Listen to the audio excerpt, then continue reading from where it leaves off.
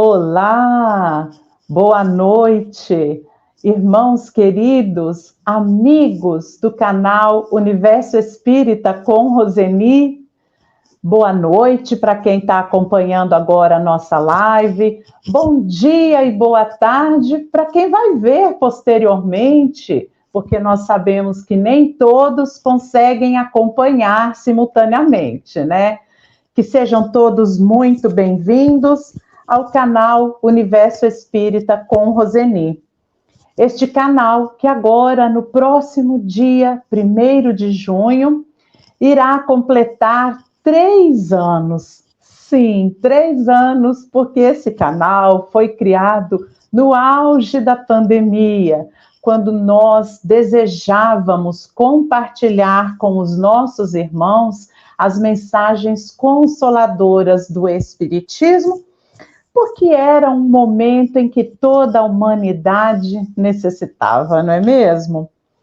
E como o nosso presente, né, de aniversário do canal, nós estamos sendo agraciados com a presença do nosso muito amado Vitor Hugo, menino do coração de todos nós, né? É uma alegria muito grande tê-lo aqui conosco.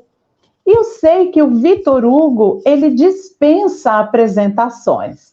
Mas, para cumprir um protocolo, eu vou falar assim um pouquinho só dele, porque eu sei que o que todo mundo quer é ouvir o Vitor Hugo e não a mim, né?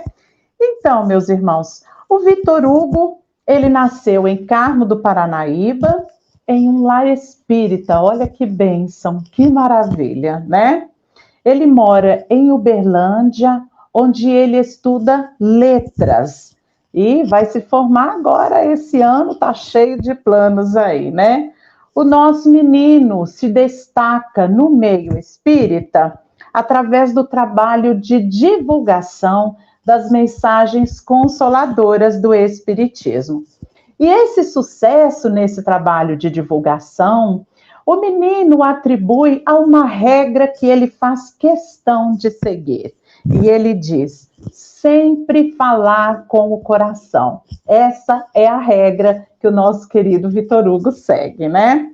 Ele tem como referência Haroldo Dutra Dias. E que referência, hein, Vitor Hugo? Você não é bobo, não, né? A sua primeira palestra foi sobre Públio Lentulus, uma das encarnações conhecidas de Emmanuel, cuja história está no livro Há 2000 anos.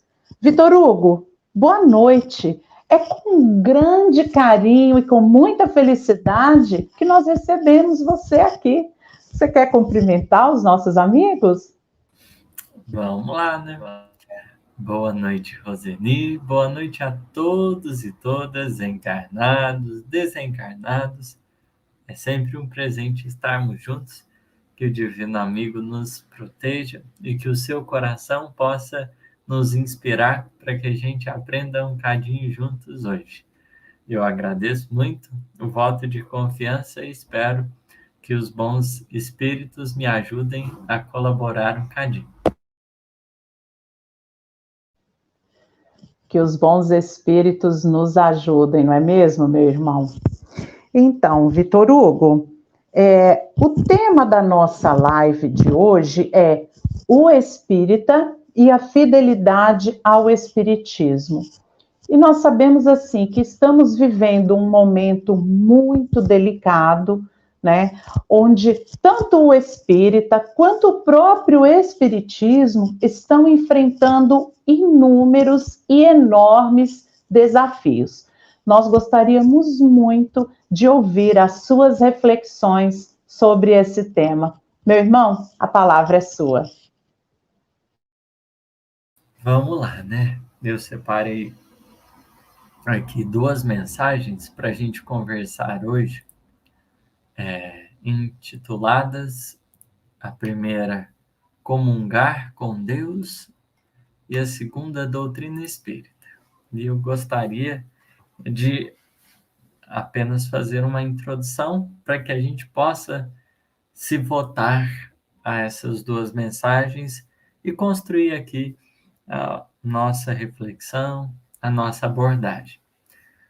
Kardec, ele, ao entrar em contato com a doutrina espírita, com a fenomenologia espírita, ele vai desbravar um novo mundo.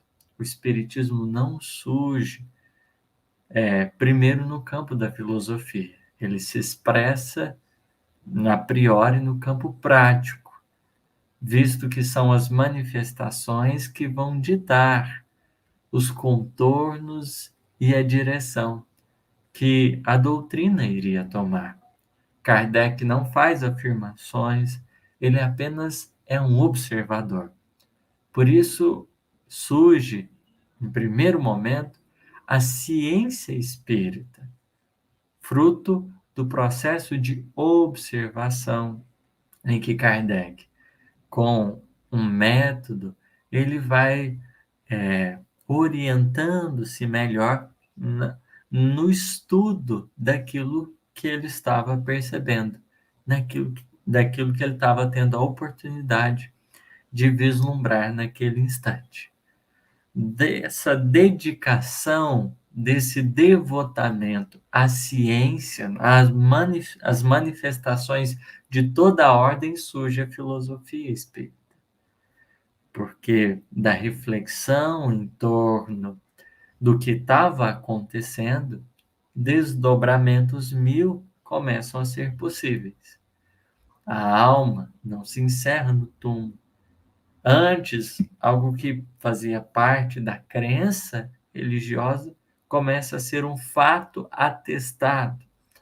A pluralidade dos mundos habitados, a existência de Deus, das leis divinas, a reencarnação, um novo universo de possibilidades são descortinadas a Kardec.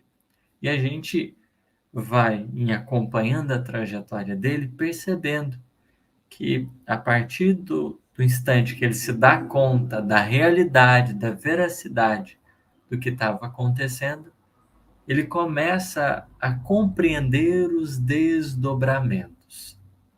Ele começa a explorar as consequências da presença dos espíritos, da existência dos espíritos.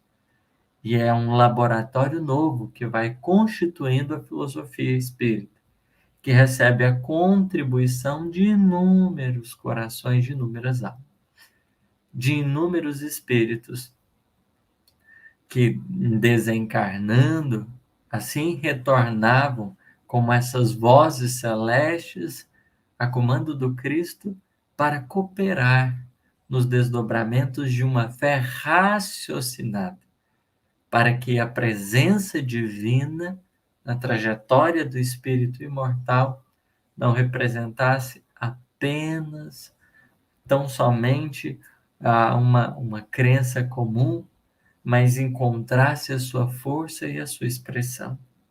É nesse laboratório que essa ciência irá formar o pensamento espírita, que está calcado nos fenômenos, que ele surge a partir dos fenômenos. Kardec não inventa. Kardec, ele apenas tem um objetivo, como que descrever aquilo que estava sendo posto. É por isso que, se a gente for observar Kardec dizendo que o Espiritismo se assenta na ordem da natureza, e não se trata de uma criação nem dos espíritos, nem dos homens, das criaturas encarnadas. O Espiritismo diz respeito à lei de Deus, porque ele extrapola aquilo que representa as possibilidades de um ser criado. O Espiritismo vem para representar uma ponte segura nessa fé vindoura, para que o pensamento divino fosse decodificado.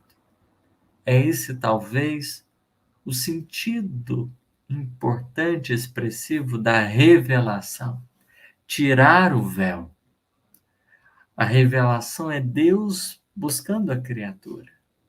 E nessa terceira etapa dessas buscas do poder divino, nós temos a construção como que daquela escada de Jacó, que Jacó sonhara quando ele deita numa pedrinha, a representação da lei, e aí ele vai sonhar com uma escada que ligava céus e terra, e desciam e subiam anjos, como a falar desse trânsito profundo entre a humanidade. É a partir da lei divina que a vida se manifesta. E os espíritos nos vieram contar isso, nos dar a noção. A evolução existe e acontece nos dois mundos. Foi-nos possível, pelas vias da mediunidade, nós aprofundarmos-nos num campo novo, aclarando ainda mais as nossas certezas a respeito da trajetória. A vida não é um carro desgovernado. Nós não estamos à mercê de tudo. Existe um pensamento que orienta o universo. E é justamente a compreensão desse pensamento que nós, nas fileiras do Espiritismo, assumimos um compromisso quando a gente começa a estudar. Não é a compreensão de obras materiais, como os próprios espíritos vão auxiliar Kardec a compreender. E Kardec vai anotar no Evangelho segundo o Espiritismo. Não importa. Pode queimar os livros. A fonte do conhecimento não está na letra. É o Espírito que vivifica. É o pensamento divino que anima tudo. É a inteligência suprema que sustenta a criação. O Espiritismo não está nem mesmo assentado sobre alguns espíritos. Não está assentado sobre alguns livros. O Espiritismo, enquanto uma força poderosa, uma ferramenta preciosa, o Espiritismo é de Deus. Porque representa como que esse rasgar do véu, ajudando-nos ainda mais a nos situar no nosso lugar, na nossa condição. E a partir daí, compreendendo melhor o objetivo de nós estarmos nos dedicando a esta causa benfeitora, é justo que nós não nos restringamos ao sectarismo, que nós não nos coloquemos como que possuidores da verdade também. Todo esse acesso a esses recursos preciosos tem um fim maior. Compreender o pensamento divino é estarmos cada vez mais nos aproximando do Pai. E de tal modo, e aí eu chamo Emmanuel para nos ajudar, surgem-nos dois desafios centrais: a doutrina espírita quanto a Deus. Porque em matéria de espiritismo, nós temos o espírito imperfeito, o espírita imperfeito, e temos o bom espírita. É aquilo que Kardec, no Sede Perfeitos do Evangelho, vai deixar bem claro. O espírita imperfeito é aquele que compreende a extensão dos fenômenos, que ele não duvida da existência dos espíritos. ele não duvida da mediunidade. Ele não duvida da ciência espírita. Mas ele não se movimenta a partir do ideário, da filosofia espírita. A matéria sobrepuja-o e ele permanece estagnado. Fica ainda preso. É aquela pessoa, né, que compreende algumas coisas, mas existe uma distância não convergente entre aquilo que sabe, aquilo que começa a compreender e a sua existência. O espírita bom, ou bom espírita, é diferente. É diferente. Kardec vai dizer que para além da compreensão dos princípios e fundamentos da doutrina, toda esta base lhe constitui alicerce para a vivência pessoal. Os princípios, eles tocam-lhes as fibras da alma. É aquele que vai esforçando-se por melhorar-se a cada dia. Existe no bom espírito ainda talvez uma distância entre teoria e prática, mas não é uma distância que diverge, é uma distância que caminha para a convergência. Se no espírito é imperfeito, por vezes, a gente percebe essa distância do conhecimento e da vivência caminhando para a divergência. A do espírita bom ou do bom espírita, no entanto, ela já trabalha para um ponto de aproximação. Esse desejo de se lançar à experiência. Esse desejo de construir a rota dessas experiências. O estudo, a profundidade, essa busca reverbera de maneira peculiar, especial.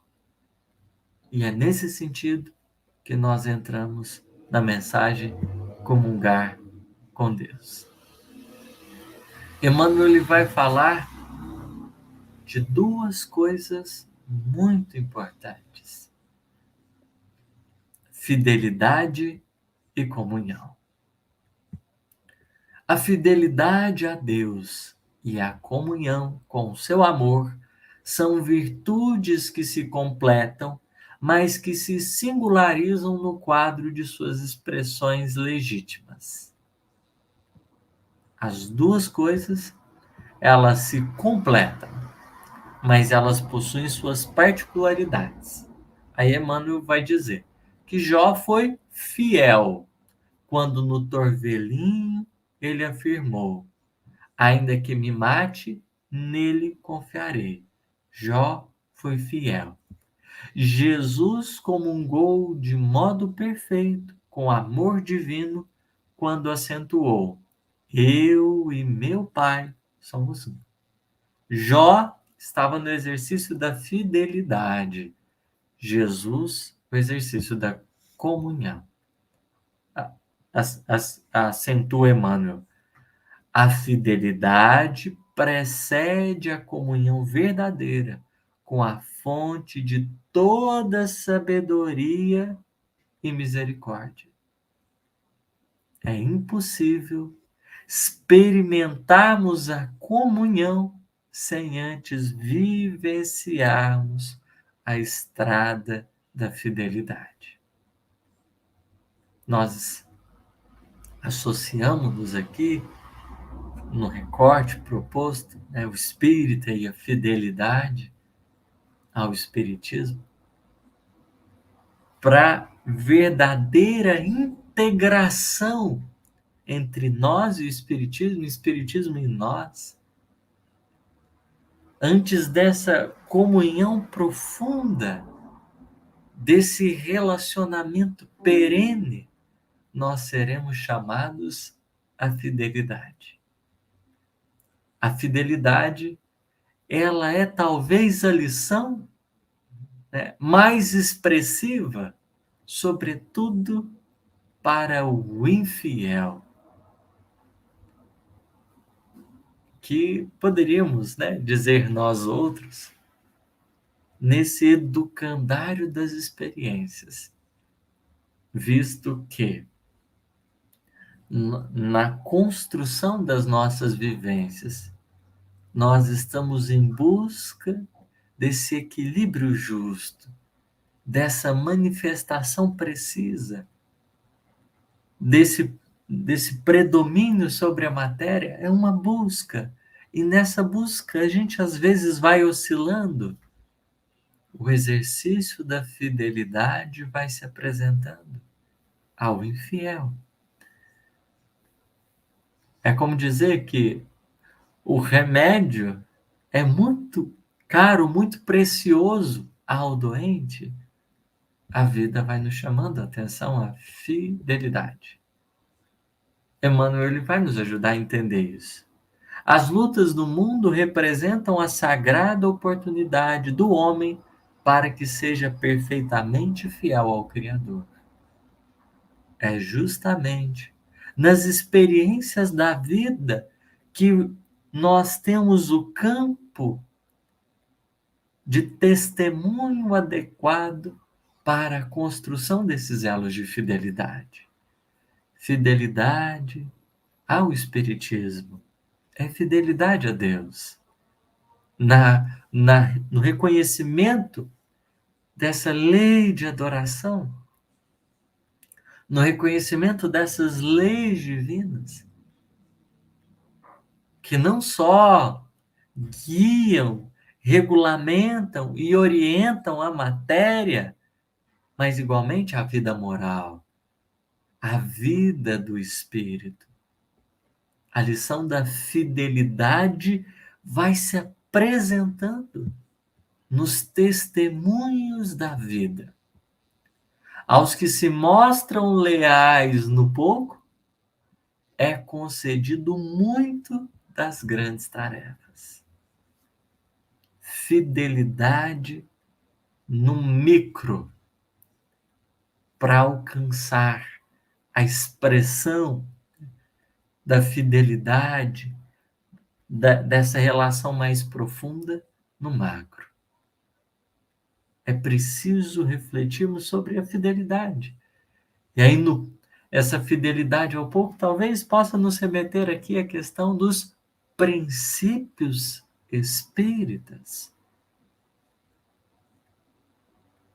Princípios espíritas. Porque os princípios parecem tão pouquinho, tão básico, às vezes tão assim, tão sem sentido, né? Nossa, é algo inexpressível, é só o princípio. Mas sermos fiéis a esse pouco se faz indispensável para mergulharmos conscientemente no muito.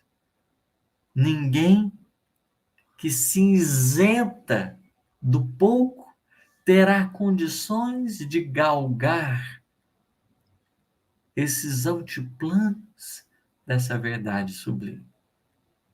A gente está em busca de tanta resposta no Espiritismo, às vezes sedento de tanta, né, de mais informação do plano espiritual, de tanta coisa, de detalhe, tem isso, não tem. A gente vai assumindo um monte, esse desejo, nossa, e como que vai ser daqui tantos anos? E a gente acaba se esquecendo da fidelidade ao pouco, aos princípios espíritas. São os princípios da criação. a Trindade universal, Deus, Espírito e matéria. Dessa trindade, desses elementos gerais, é possível depreender os princípios. De Deus reforçam os espíritos, os atributos e as leis, os atributos da divindade e as leis. Do espírito, a imortalidade, a pluralidade das existências, a solidariedade das reencarnações.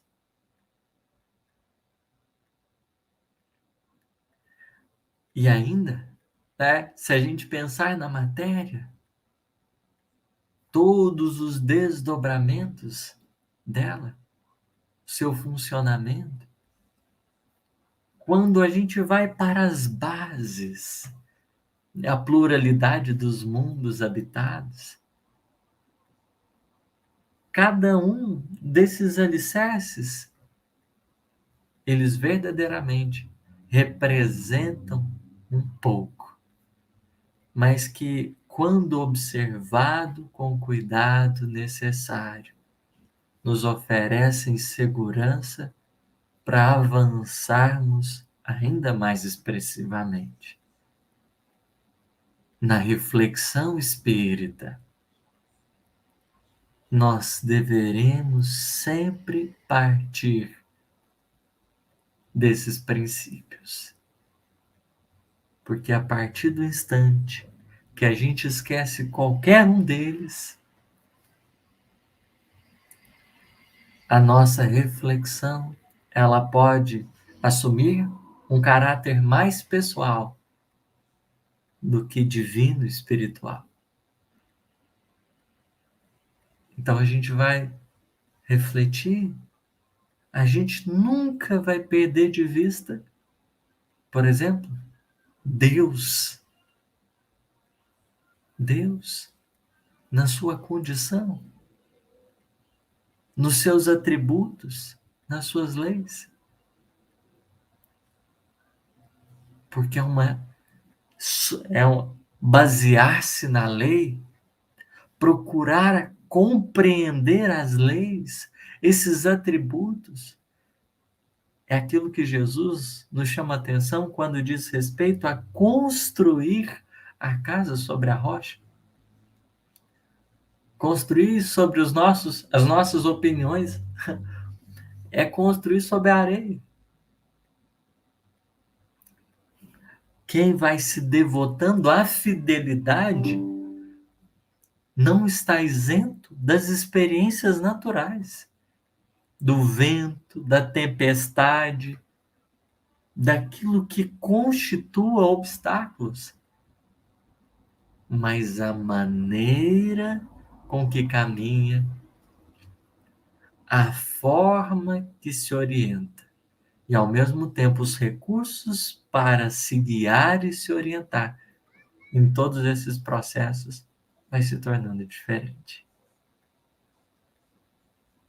É justamente com a compreensão dos princípios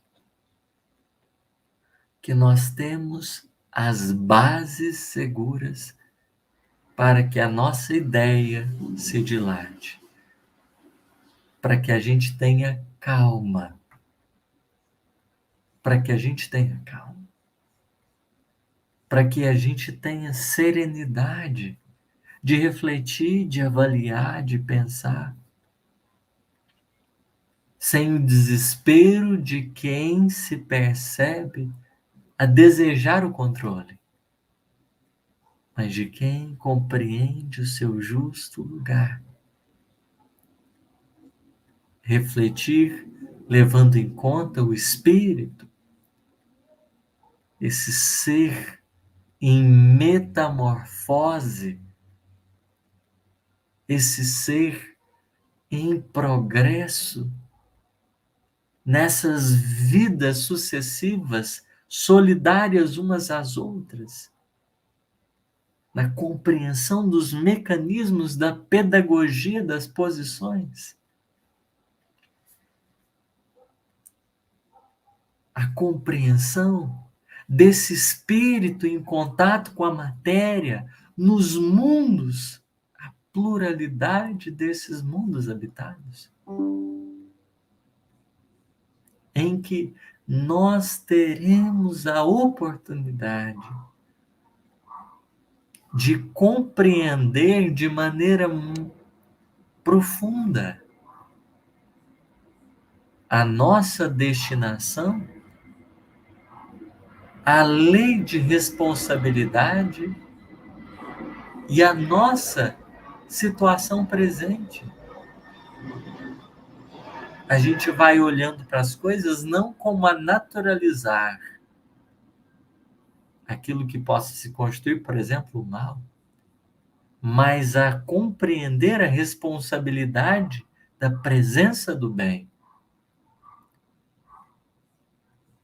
em meio às experiências da jornada. O joio cresce junto com o trigo. Dentro de nós, esse campo expressivo de batalha nos chama para essa jornada de purificação, de depuração, em que o grande alvo é o Criador.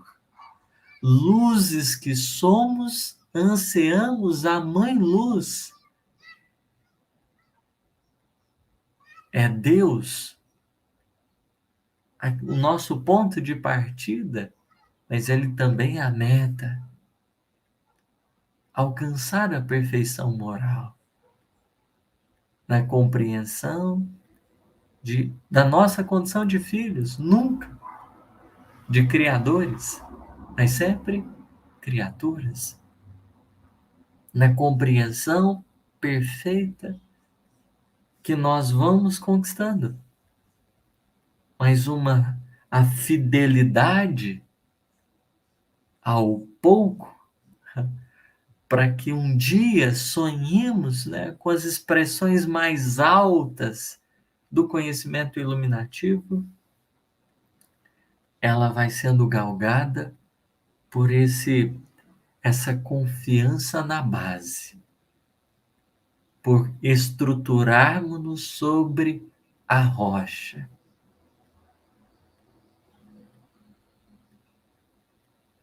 É justamente esse um dos elementos centrais. A gente se voltar para o começo, para aquilo que deve ser para nós referência de vida. Porque é justamente com esses princípios que nós vamos moldando um novo cotidiano, em que vai começando a convergir o conhecimento com a vivência, a reflexão desse pensamento, o amadurecimento das ideias, conhecer, meditar, sentir e viver constituem para nós o caminho ainda extenso. É preciso pensarmos nessa fidelidade ao pouco, que parece pouco, mas se a gente começar a observar com muito mais profundidade, a gente se perde menos em labirintos, porque às vezes a gente quer dar conta de coisas que não estão na nossa alçada. A gente quer determinar coisas ou querer dizer que está certo ou errado, coisas que ainda não estão na esfera da nossa compreensão. Nesse rumo a gente mais especula do que aproveita a doutrina espírita. Emmanuel, dessa forma, vai dizer: a doutrina espírita é em si a liberalidade e o entendimento. Há quem julgue seja ela obrigada a misturar-se com todas as aventuras marginais e com todos os exotismos, sob pena de fugir aos impositivos da fraternidade que veicula. Apesar das opiniões, se a gente voltar para esse pouco, essa fidelidade aos princípios espíritas, nós vamos voltar ao caminho de maiores convergências. O espiritismo não precisa aderir a exotismos e nós não estamos no controle para determinar como vai ser, como não vai ser. A nossa tarefa é estudar o pensamento divino que os espíritos tentaram trazer em nosso favor de maneira palatável, mais compreensível. O curso dele vai dependendo da qualidade da vivência, não só da defesa das ideias, mas da qualidade da vivência que a gente tem. Ao invés de apontar errados ou certos, entendemos aonde que nós estamos nessa fila do pão, nesse caminho em construção, nessa rota. Avaliarmos esse nível de disposição interna. E a partir disso, Emmanuel considera: dignifica-se a doutrina que te consola e liberta, vigiando-lhe a pureza e a simplicidade. Pureza e simplicidade.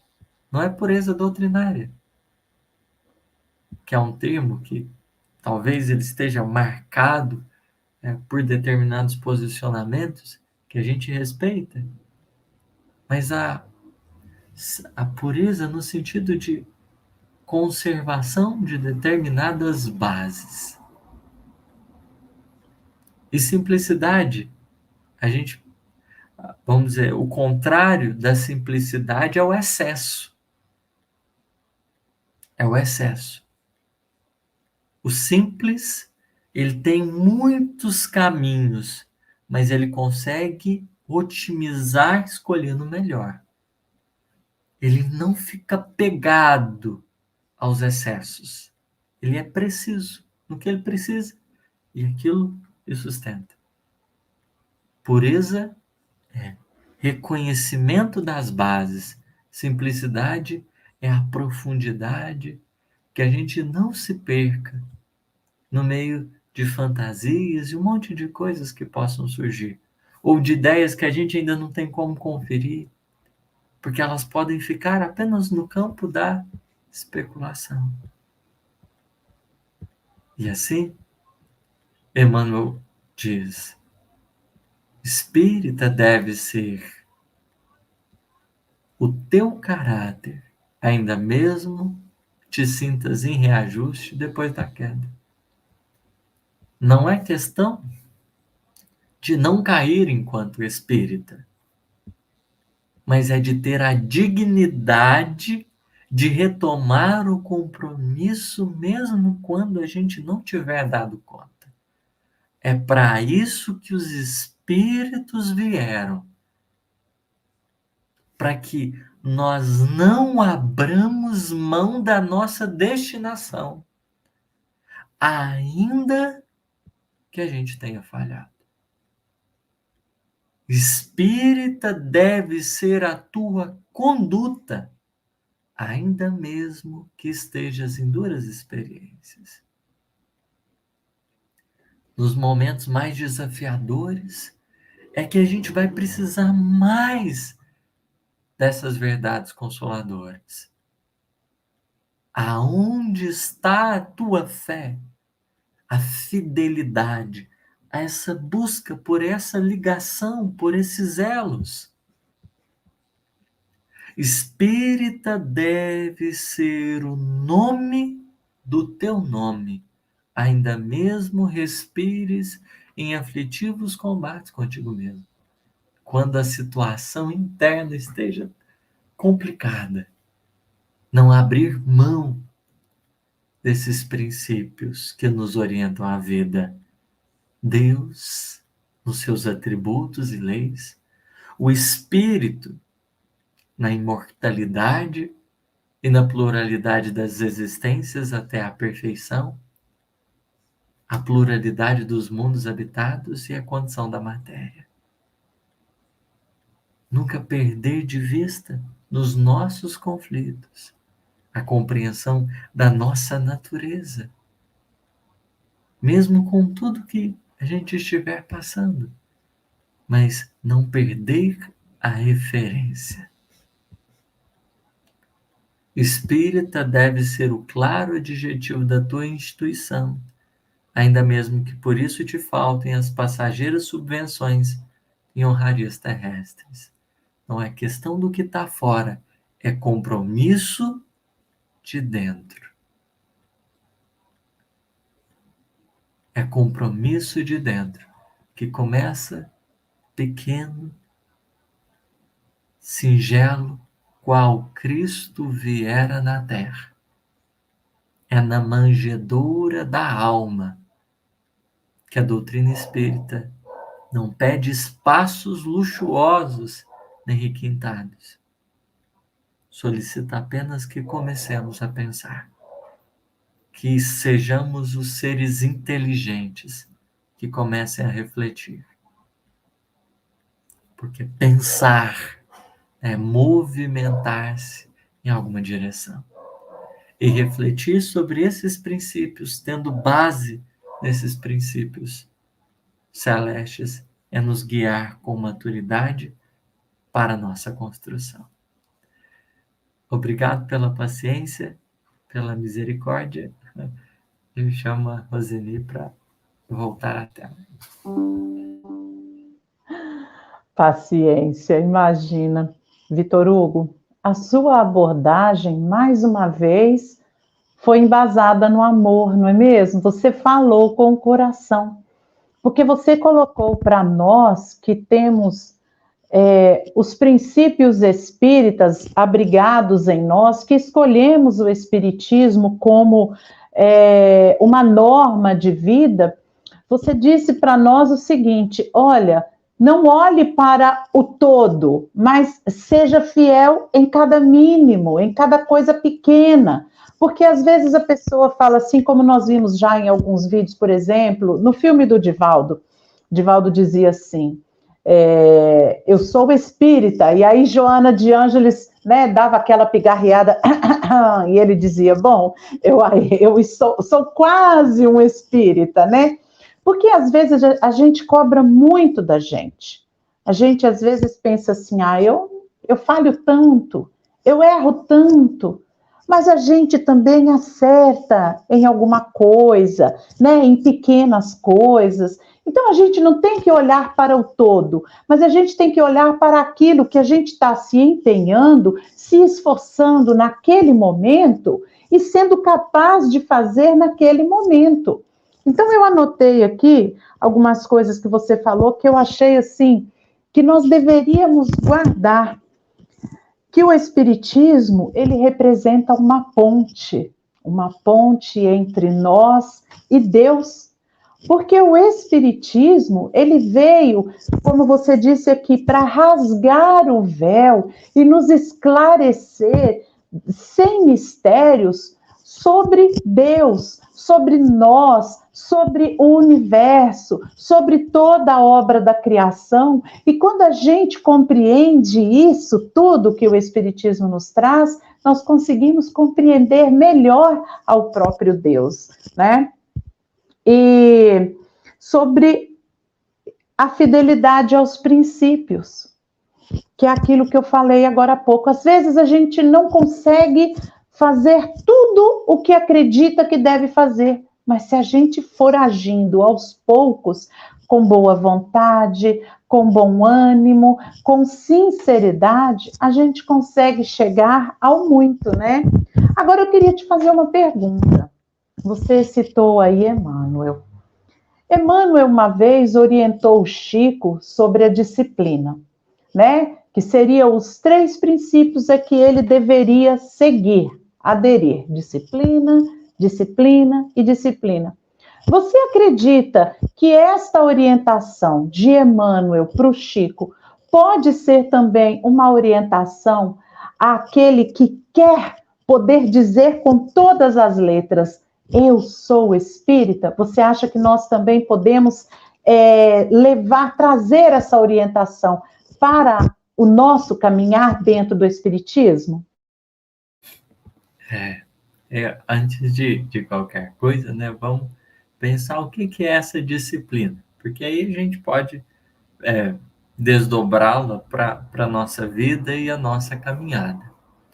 Quando a gente vai analisando o espírito e, ao mesmo tempo, a evolução, fica muito claro uma coisa: o espírito, desde o princípio da criação, ele já é alguém que traz em germes, ou um estado latente, os atributos da divindade. Isso quer dizer que ele tem tudo que ele precisa para a jornada.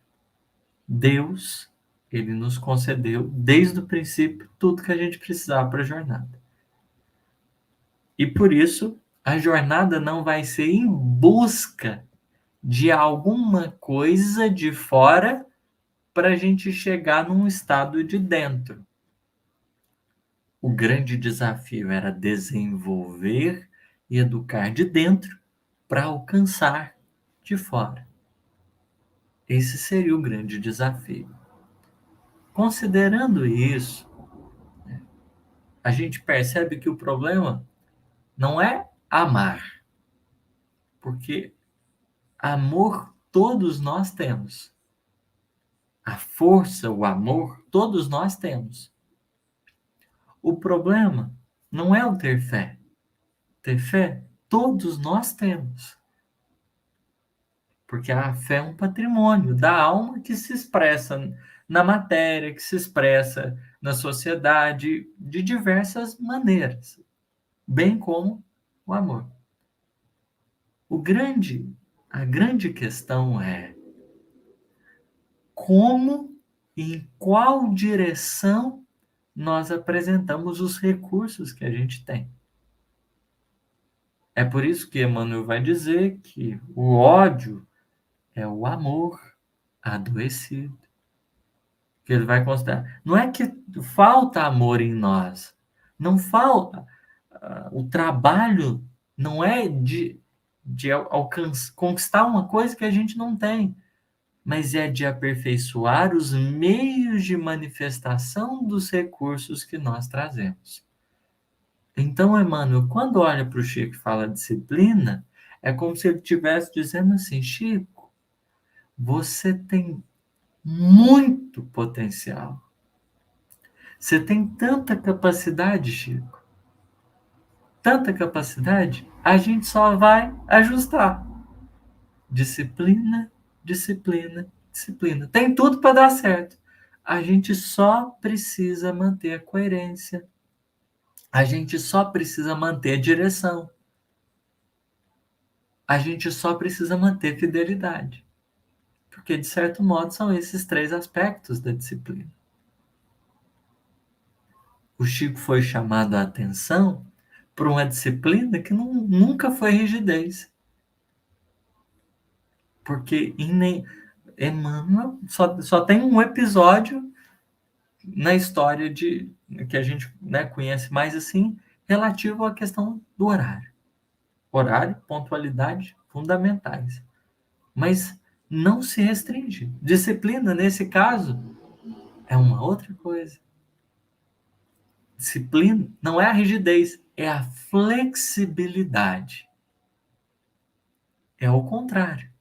Porque o espírito inflexível não consegue ser disciplinado. O flexível, sim. É só a gente imaginar. Vamos imaginar o trânsito.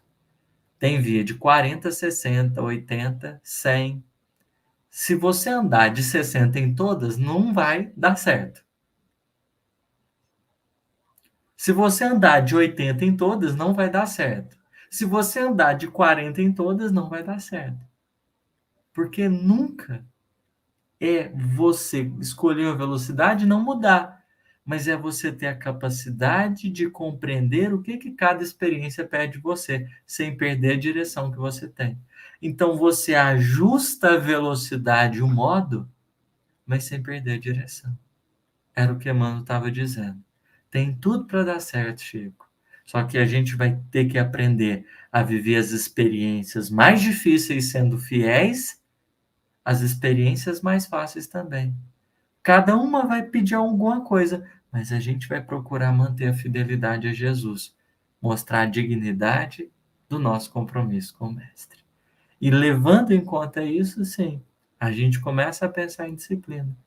Porque é a gente tentando encontrar essa justa medida nas experiências que a gente vai vivendo, que a vida vai nos chamando. É uma construção. Às vezes a gente erra, mas a gente não abre mão da destinação. Falhei nesse ponto, reconheço, ultrapassei. Nossa, eu precisava ter falado só isso, falei mais um pouco. Mas agora eu volto para reconstruir, porque eu sei que a estrada é por aí. É reconciliar, é perdoar, enfim, é reconstruir esses espaços que às vezes a gente não consegue.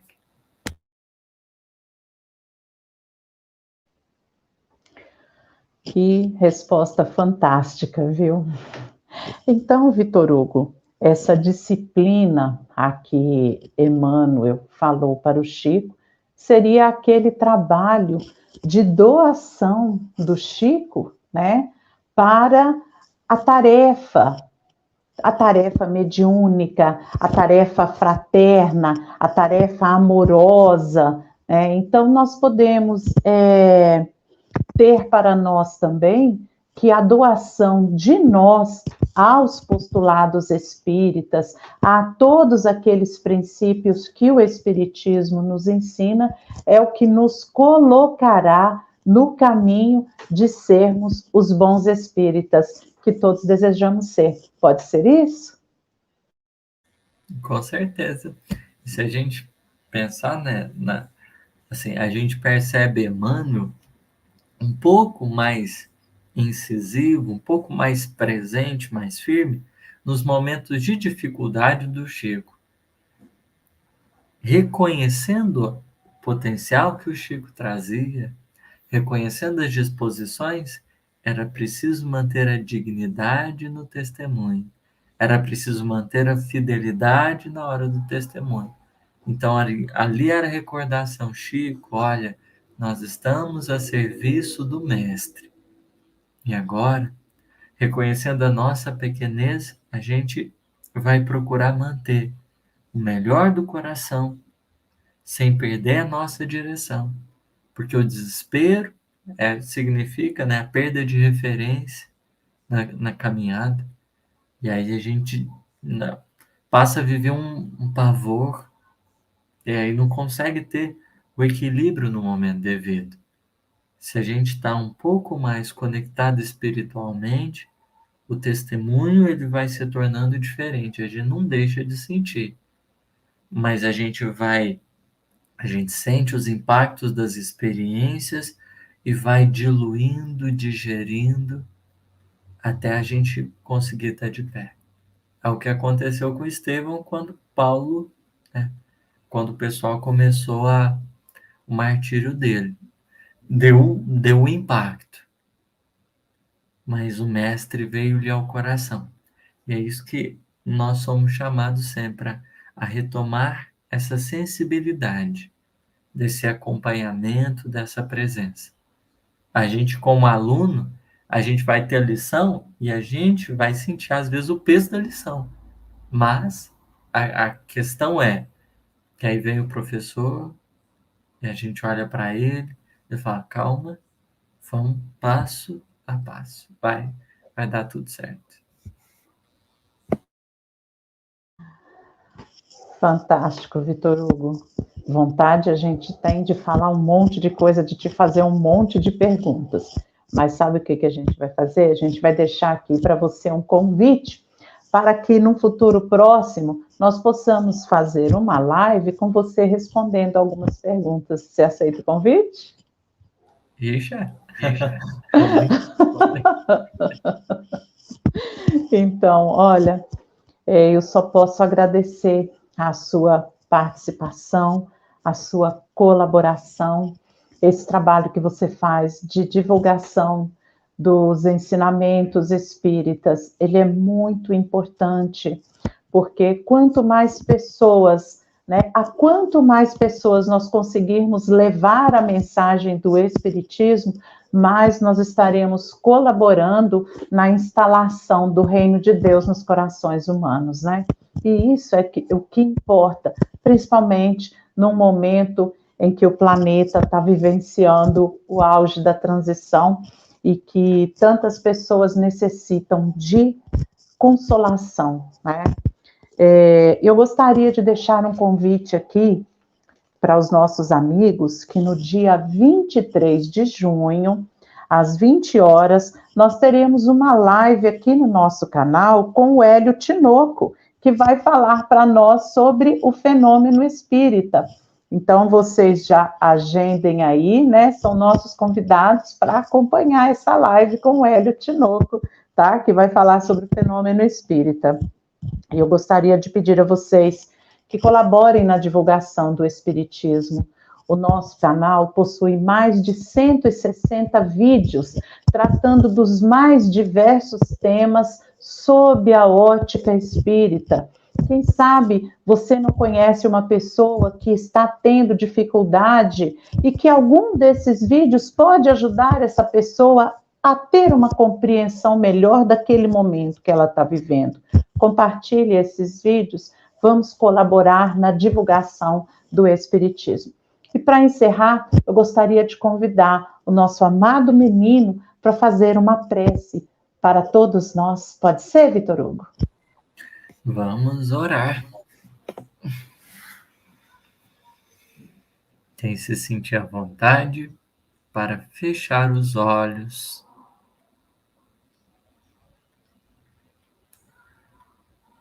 Eu peço a licença para fazer uma prece.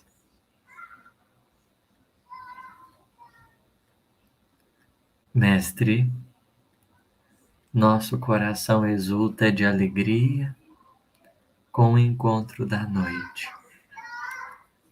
Vieste-nos chamar às glórias de Deus, aprendendo, nos ensinando, através da humildade e da paciência.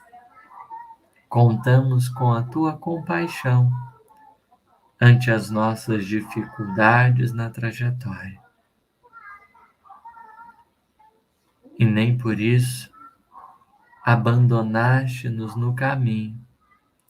Que beleza, Senhor! Quando pensamos sobre as luzes da doutrina espírita, vamos entendendo que é da lei que superiores e inferiores se conectem num todo harmonioso. Ah, o amor!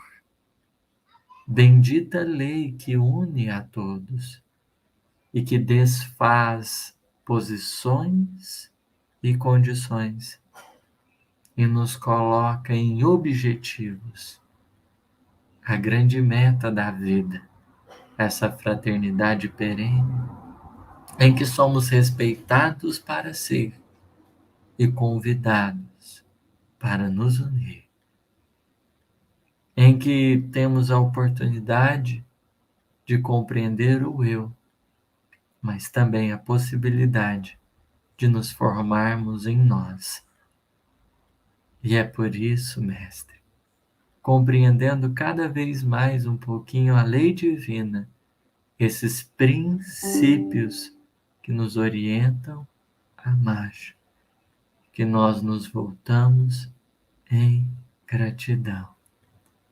Para nós é realmente um presente termos condições de não mais caminharmos sem rumo, mas de termos as nossas experiências com uma direção segura, pacífica e, sobretudo, amorosa. É o seu coração que nos ajuda a compreender isso.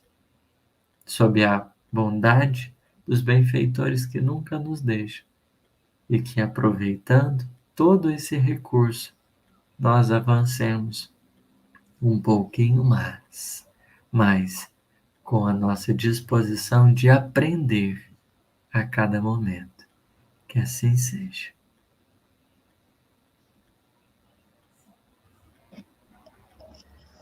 Que Jesus envolva a todos em vibrações de muita luz e de muita paz. Gratidão a todos.